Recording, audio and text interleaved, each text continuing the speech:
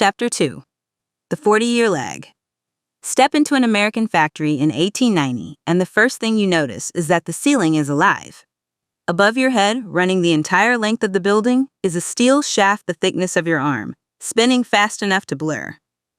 Hanging from it are pulleys, and from the pulleys drop leather belts, dozens of them, scores of them, some as wide as a man's back, descending through the smoky air to every lathe and loom and drill press on the floor. The belts slap and hum. The shaft rumbles. Everything vibrates, all the time, including your teeth. It is astonishingly dangerous. A loose sleeve, a reached for tool, a moment of tiredness at the end of a 14-hour shift, and the belt takes your arm before you know it has you. The insurance records of the period read like a battlefield report. Everyone who works here knows someone it happened to. Now look at the building itself and understand something strange. The building is not a container for the machines. The building is a machine, and its only job is to move power around. That is why it has this shape. 5 or 6 narrow stories, because the cheapest way to distribute power from a single source is to send it up a short vertical shaft out along each floor. That is why the machines are jammed together in dense rows. Every foot of distance from the shaft costs you power and money. That is why the windows are where they are, and why there is no crane overhead, and why nothing can be moved without moving everything. And down in the basement, at the bottom of it all, sits the reason. An enormous steam engine, breathing coal, turning the master shaft. It cannot easily be throttled, and it cannot be selectively applied. If one man on the 4th floor needs to run one drill for 1 minute, the engine turns the entire building. Hold that picture, because in September of 1882, about a mile from a few dozen buildings just like it, Thomas Edison threw a switch at Pearl Street Station in Lower Manhattan and began selling electricity to the public. How long do you think it took for that factory to change? The answer is roughly 40 years. And understanding why is, I think, the single most useful thing this book can teach you, because that 40-year gap is where we go wrong about the future every single time. Here is the shape of it in numbers. In 1900, 18 years after Pearl Street, electricity supplied only about 5% of the power driving American factory machinery. 5%. 2 decades of the most heavily publicized technology of the age. A technology so glamorous that people paid admission to look at illuminated buildings, and it had barely touched the place where the country actually made things. By 1920, it was around half. By 1930, roughly 80%. And the great surge in American manufacturing productivity, the one that gave the 1920s their reputation, the decade of the assembly line and the mass-market automobile and the modern consumer economy, arrived at the far end of that curve 40-odd years after the switch was thrown. The obvious explanation is that people were slow or stubborn, or that the technology needed refining. The obvious explanation is wrong. The factory owners of 1895 were not fools, and the motors worked fine. The problem was that they were asking the electric motor to do the steam engine's job. The first thing almost everyone did was rip out the basement steam engine and bolt in one enormous electric motor, connected to the same master shaft, driving the same forest of belts. Engineers called this group drive. It was perfectly sensible. It saved on coal and boiler tenders and the risk of explosion.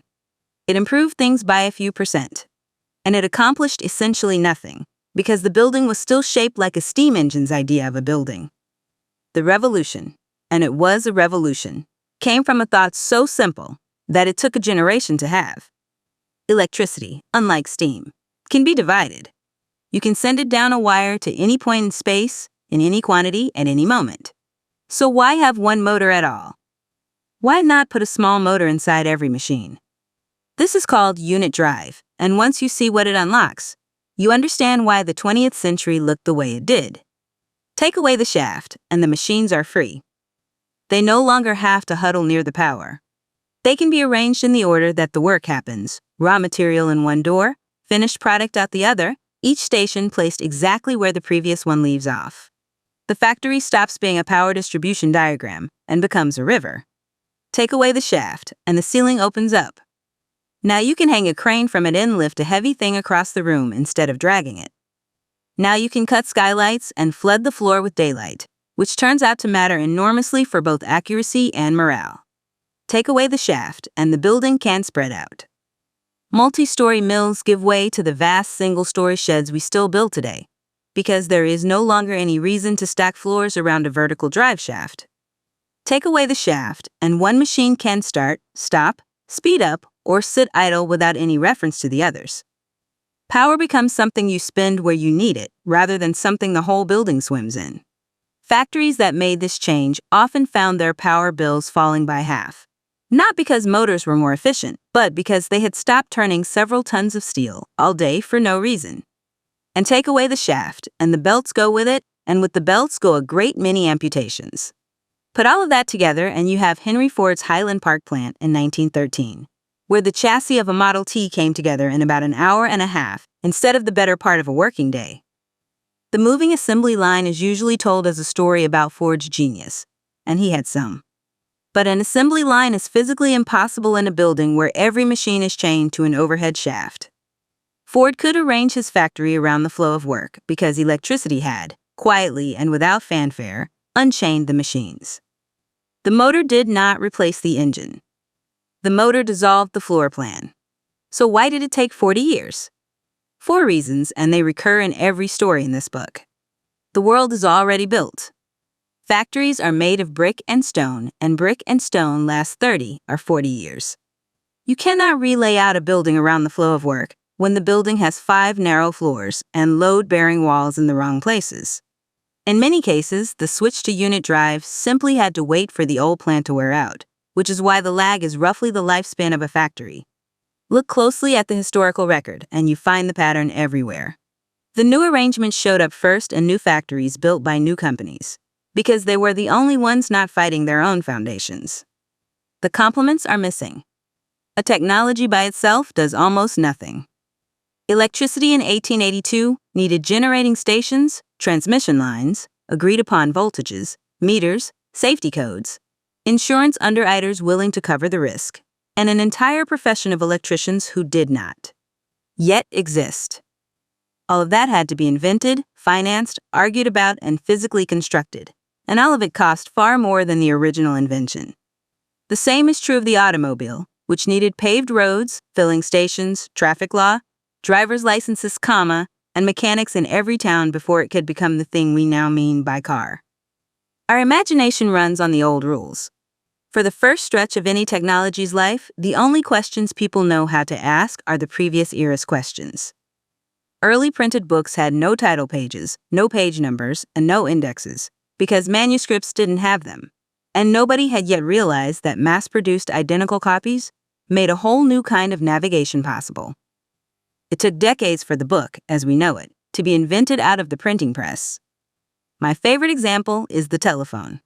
For years, the company selling it discouraged customers from using it to chat, which they regarded as frivolous misuse of a serious business instrument. The correct use, in their view, was to place an order or summon a doctor. It took roughly 40 years, that number again, before the industry accepted that idle sociable talk was not a distortion of the telephone. It was the telephone. People are sunk costs, too.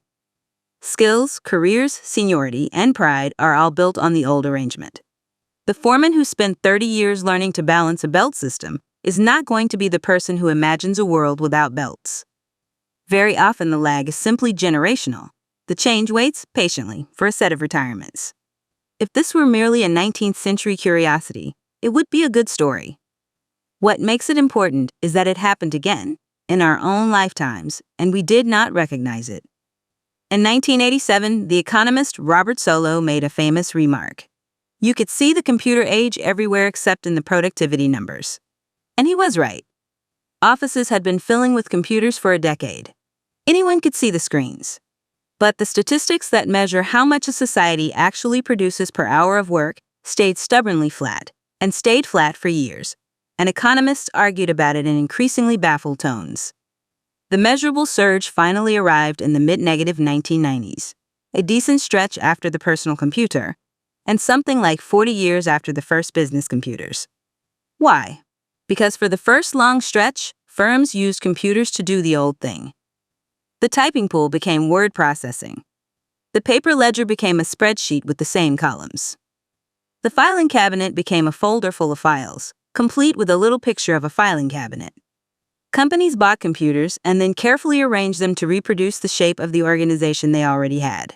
It was group drive all over again, one enormous new machine bolted onto the existing shaft.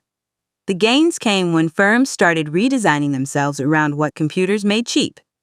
Inventory systems that let us store whole days of stock instead of months, supply chains that reached across the world, whole categories of middle management whose job had been to move information upward and which simply evaporated. Same shape, same lag, same confident commentary at the time, insisting that the technology was overhyped, right up until it wasn't. But I want to be honest with you, because a rule you can't break is a rule you'll misapply. The lag is not a law of nature, and it is not always 40 years. Some technologies land almost immediately. The smartphone went from a curiosity in 2007 to the thing the majority of humanity carried in about a decade, a blink by historical standards. Why the difference? Because the smartphone arrived into a world where the complements were already built. The cellular networks existed. The internet existed. The chip factories, the battery chemistry, the payment systems, the habits of a population already comfortable with screens. All of it was standing there, finished and paid for, waiting. The smartphone didn't have to build its own world. It moved into one. So here is the sharper version of the rule, and it is the most useful sentence in this chapter. The lag is not the time it takes to perfect the technology. It is the time it takes to build everything the technology needs in order to matter, which means you can estimate it. When you meet something new, don't ask how impressive it is. Ask what else would have to exist before it could change your life, new buildings, new laws, new professions, new habits, new institutions, and ask how long those things take to build. If the answer is most of it already exists, expect a fast, disorienting decade. If the answer involves pouring concrete, rewriting law, and retraining a workforce, settle in.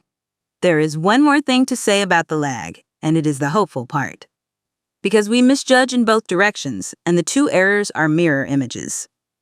In year one, we wildly overestimate a new technology, the breathless magazine covers, the predictions of imminent transformation, the certainty that everything will be different by Tuesday. Then Tuesday comes and everything is the same. And by year 5, we have concluded, with equal confidence, that it was hype. We stop paying attention, and year 5 is almost exactly when we should be starting. The researcher Roy Amara put it best, in a sentence worth memorizing. We tend to overestimate the effect of a technology in the short run, and underestimate it in the long run.